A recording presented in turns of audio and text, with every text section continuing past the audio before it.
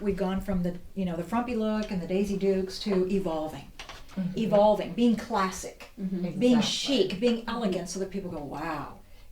Being confident. And people will still say, you're beautiful. You don't have, we got to get away from this digitally altered image, of 16-year-olds selling, wrinkle cream, anti-wrinkle cream. And don't you think that's changing a little bit? Not fast enough, but a little bit. Yes. Not fast enough. So it's all up here. We just have to change the perception out there. Yes. It's a mindset. And speaking of mindset, because you do address that in the book, to be positive and stay away from toxic people, right? No biatches.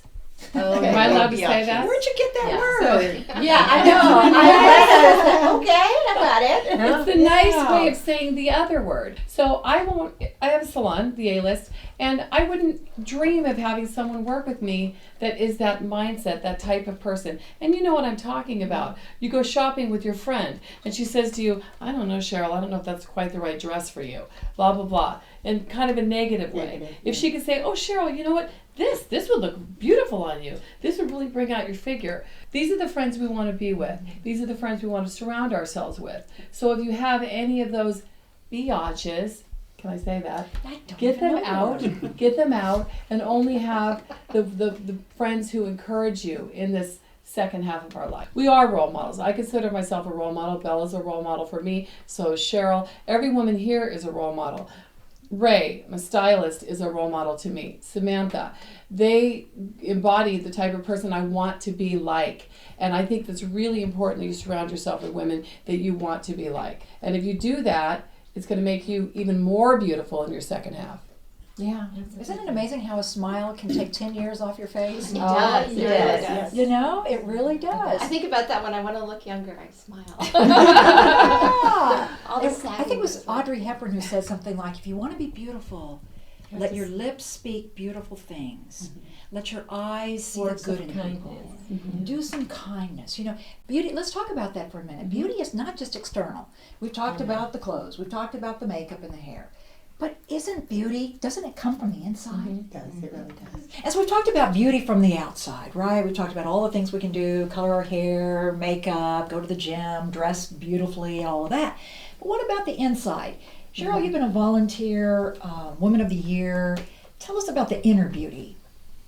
I feel so comfortable and so happy doing volunteering work, and I'm in a lot of organizations, and it just makes me feel young and beautiful. Wow. It's great. That is great. And I think it takes you away from your problems.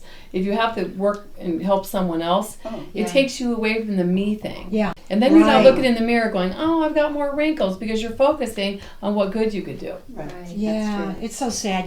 There was a girl, she's in her 50s, and we were talking about Thanksgiving plans or something, and they said, what are you going to do for Thanksgiving? She said, oh, I can't eat. I can't eat. Why? Well, I gotta really watch my weight. You can go to the extreme. Yeah. I mean, you can take care of yourself, watch your diet, but it's still good. Like in my case, I love to eat. I'm Peruvian. What do you expect? We Peruvians love to eat. We're so proud of our cuisine. You will never find a Peruvian that doesn't like to eat. So we love to eat. So I think if you can still be healthy and watch, but not go to the extreme. That's when the problem And you comes. have to exercise.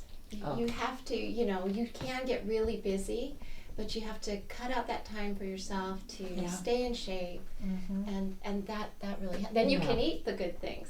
Time for yourself, I think that's important too. I think at this point we do need to realize we have to take time for ourselves. We spend so much time with our kids, our businesses and everything, and I myself get wrapped up with running my business and doing freelance work and everything, that I make this mistake, and it is a challenge for me. Oh, I have to send that email, I have to make that phone call, I'm going to go to the gym in an hour, I'm going to walk at 10 o'clock.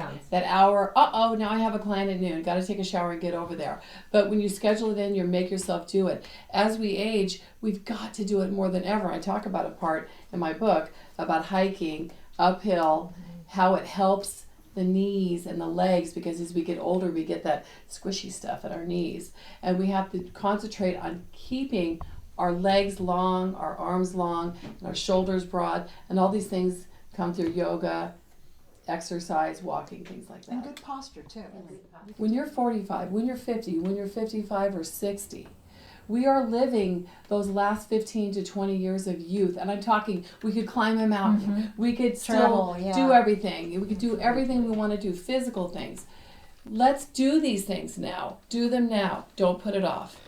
Yeah. Really I important. mean, it's all relative. If an 80-year-old man ran off with a 60-year-old woman, you'd say, he ran off with a younger woman. 60 is the new 40, 60 sexy. You know, we're reinventing. That's no longer considered over the hill.